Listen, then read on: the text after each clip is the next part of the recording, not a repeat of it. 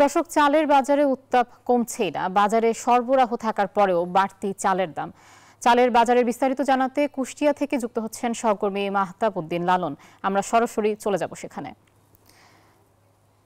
লালন, বাজারে সরবরাহ ঠিক আছে, চালের সরবরাহ এখন পর্যন্ত ঠিক আছে, কিন্তু এরপরও কেন দাম আসলে ওঠানামা নামছে না, কমছে না?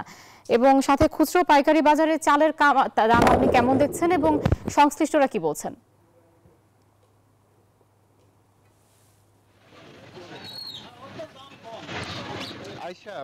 আপনি জানেন দেশের অন্যতম বৃহৎ চাল উৎপাদনকারী অঞ্চল কিন্তু কুষ্টিয়ার খাজনগরে, যেখানে প্রায় 5 থেকে 600 চাল কল রয়েছে বা প্রতিষ্ঠান রয়েছে যারা চাল উৎপাদনের সাথে সরাসরি জড়িত। আমি এইখানকার আসলে ব্যবসায়ীদের সাথে কথা বলেছিলাম।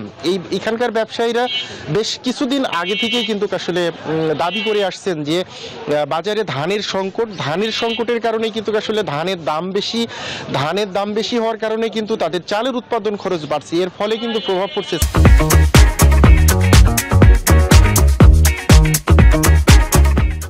চালের বাজারে।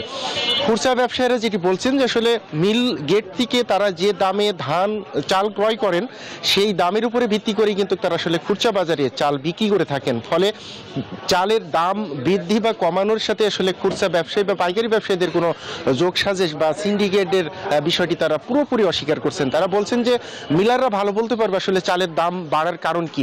তো মিলারদের বক্তব্য এবং খুচরা ব্যবসায়ীদের বক্তব্য বা পাইকারি ব্যবসায়ীদের বক্তব্য কিন্তু আসলে সাংঘর্ষিক।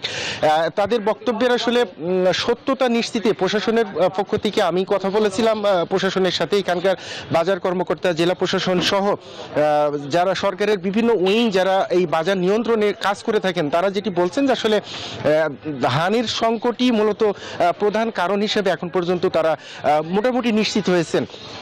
পাশাপাশি তারা যেটি বলছেন যে সরকার যেহেতু দেশের বাইরে থেকে চালের আমদানির শুল্কমুক্ত চাল আমদানির সুযোগ দিয়েছে, সেই সুযোগটি কিন্তু ব্যবসায়ীরা কাজে লাগাচ্ছেন। তারপরেও কেন আসলে চালের বাজার কমছে না, এই বিষয়টি কিন্তু আসলে তাদের ভাবাচ্ছে। ভোক্তারা কিন্তু এই বিষয় নিয়ে আসলে অনেকটা ক্ষোভ প্রকাশ করছেন। তারা বলছেন যে আসলে চালের বাজার নিয়ন্ত্রণ করা সম্ভব না হলে তাদের প্রতিদিনের জীবনযাত্রায় কিন্তু আসলে বড় রকমের প্রভাব পড়ছে। তারা বলছেন যে এই চালের পিছনে তাদের অতিরিক্ত একটু অংশ কিন্তু খরচ হয়ে যাচ্ছে। তো আয়েশা, আসলে বলা যায় বাজারে কিন্তু চালের সংকট নেই, আমদানি চালের কিন্তু পর্যাপ্ততা রয়েছে, তারপরেও কিন্তু কেন চালের দাম কমছে না এই বিষয়টি কিন্তু আসলে সবাইকেই ভাবাচ্ছে। তো এই ছিল আমার কাছে কুষ্টিয়ার চালের বাজার নিয়ে সর্বশেষ। আয়েশা।